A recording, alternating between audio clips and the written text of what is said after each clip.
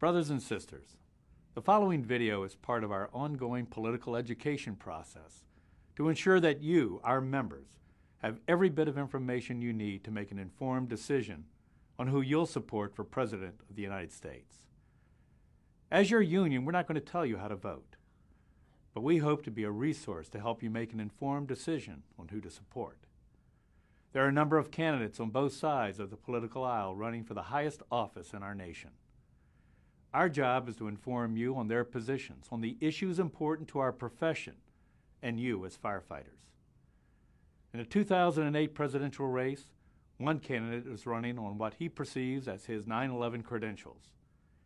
Rudy Giuliani has used the horrible events of September 11, 2001 to create a carefully crafted persona.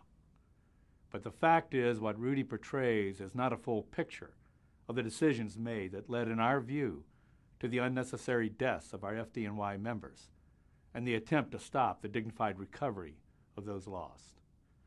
The urban legend of America's mayor needs to be balanced by the truth. The opinions in this video are not about Rudy's record on union issues, as some on his behalf have portrayed. The stories you are about to hear are not being delivered by an arm or extension of any political party. These are the unvarnished stories of firefighters, fire officers, active and retired, and the families of our FDNY members who served and sacrificed that horrible day. They paint a picture of Rudy that is remarkably different than the one he has painted for himself. Firefighters, their families, and this IAFF have an important story to tell you, and it's time to tell it.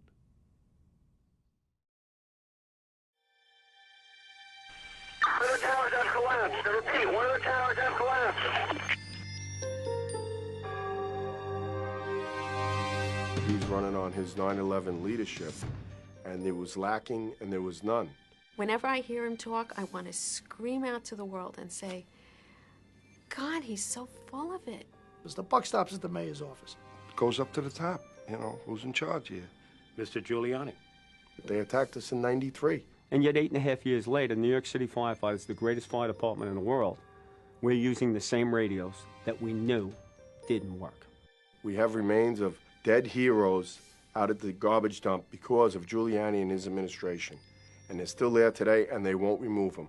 And this guy had politics and his image much more important than the needs of firefighters and their families. I'm a conservative. I'm a member of the NRA. I voted for Giuliani. But in this instance, he messed up. It's about learning who the person running for president is. Don't just go by the image you saw on television. It's not the moral, ethical, or honest person that I feel should be the President of the United States in 2008. This image of Rudy Giuliani as America's mayor is a myth.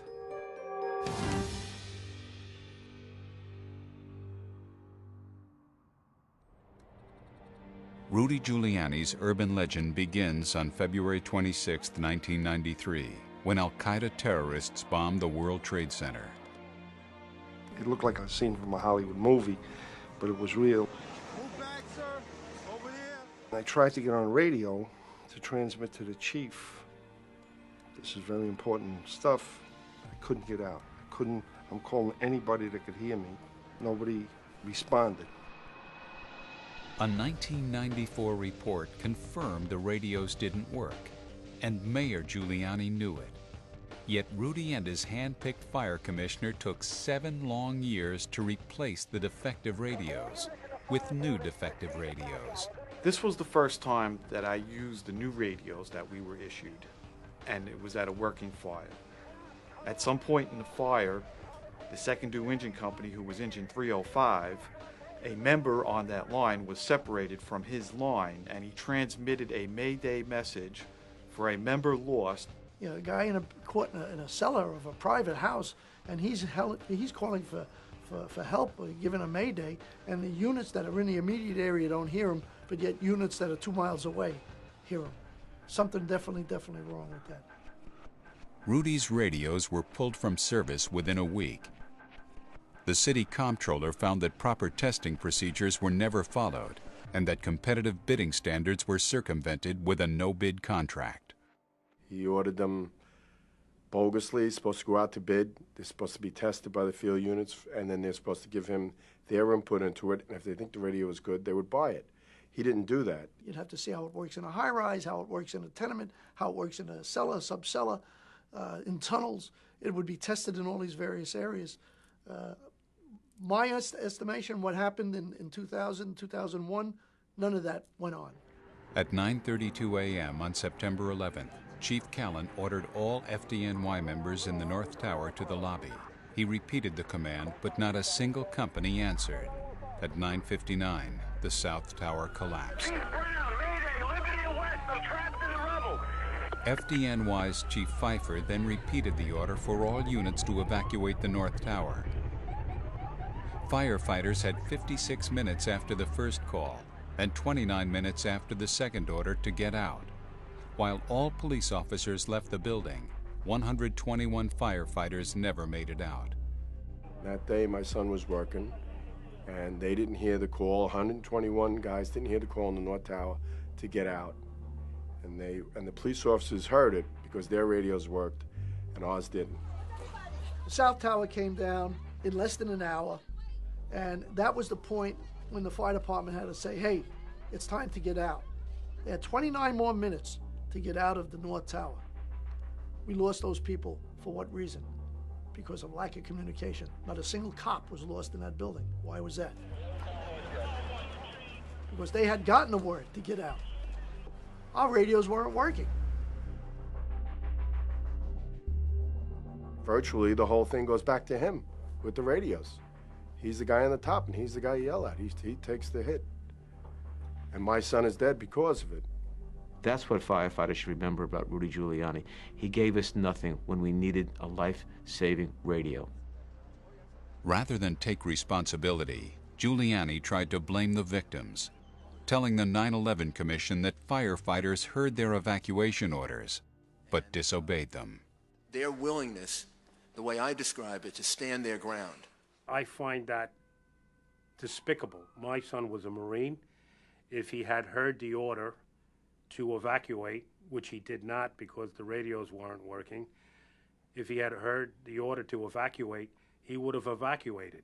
That is the most ludicrous statement that I've heard made by some people, that the firefighters disagreed or ignored the command. Mayor Giuliani twisted the heroism of my brother to suit his own mistakes of that day.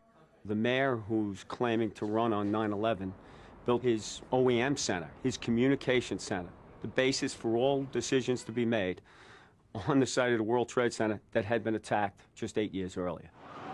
I mean, he's the one that made the decision to put their bunker in 7 World Trade Center, which when I was down there on 9/11 that day, I've seen police detectives yelling in the streets that we told him not to put it here, you know, because that was the target of the terrorists. 7 World Trade Center collapsed at 5 o'clock that night, and the Emergency Command Center was never used that day. Mayor Giuliani was running on the street, and he was talking to the media instead of being in a controlled environment making controlled decisions. Can't go to city. Why? Here is the leader of the city running away from the scene, leaving uniformed personnel from fire and police to deal with the tragic situation that was occurring. Firefighters began the difficult task of respectfully recovering the remains of civilians and their fallen brothers. But then gold belonging to the Bank of Nova Scotia was found and removed. Brinks truck spotted at the site. Is that the $200 million in gold? Yes, it is. I think we have most of it. I'm not sure we have all of it yet. Within hours of announcing that the gold had been recovered, Rudy pulled FDNY members off the pile, claiming he was worried about their safety. They found the gold, and all of a sudden, everything changed for Rudy Giuliani. Things didn't change for firefighters, but they changed for Rudy Giuliani and said, don't worry, firefighters will believe whatever I tell them. It's about your safety. We knew it wasn't. We knew it was a lie. Once the gold was found, they didn't really care about our membership, that they were going to take our dead members and put them in the Staten Island dump was a disgrace. It really was. When Rudy started his scoop and dump operation, just 101 FDNY members had been recovered. 242 FDNY members and hundreds of civilians would either stay buried at Ground Zero or be removed like garbage and deposited at the Fresh Kills landfill. Scoop up the debris, dump it in a landfill. The heck with the fact that it was firefighters or others who would never have a funeral for their family. Families and off-duty firefighters protested Rudy's appalling lack of respect. In response, Giuliani had them arrested. When faced with the public outrage, Mayor Giuliani relented and let FDNY members go back to work on the pile. I lost my son. He was in the Marriott. He was lost when the South Tower came down. We found my son on March 25th, 2002, and if Giuliani had his way, my son's body would have never been recovered because he would have closed the site in November because of money and politics, and he wanted the firemen out of there so they could speed up the operation. Remains were found, and it was a real relief to find those, to know, that he wasn't left down there and that he did come home to rest. We have no idea how he died in the towers. We haven't recovered his remains, so we don't have any information. Today, we still continue to find remains. We did need radios that worked, we didn't have them. We did need proper respiratory protection, he didn't give it to us. The things that we needed to do our job even better, we didn't have because of his administration. So ultimately, the mayor of New York at the time, Mr. Giuliani, he has to bear these responsibilities. And I blame Giuliani. He was the leader that day. And he was the leader for the 8 years leading up to that. I wish I could put him on the stand where he'd have to put his hand on the Bible and swear to tell the truth. He's not a leader. He's running on 9/11, and it's all a fallacy. That's what this is all about. It's the truth of what he did. And he's making millions, tens of millions of dollars on the backs of my members, as far as I'm concerned. If you're looking for an effective leader to take this country further, Rudy Giuliani is not to be your choice. On the heroic memory of 343 dead firefighters, he wants to run for president of the United States. It's a disgrace.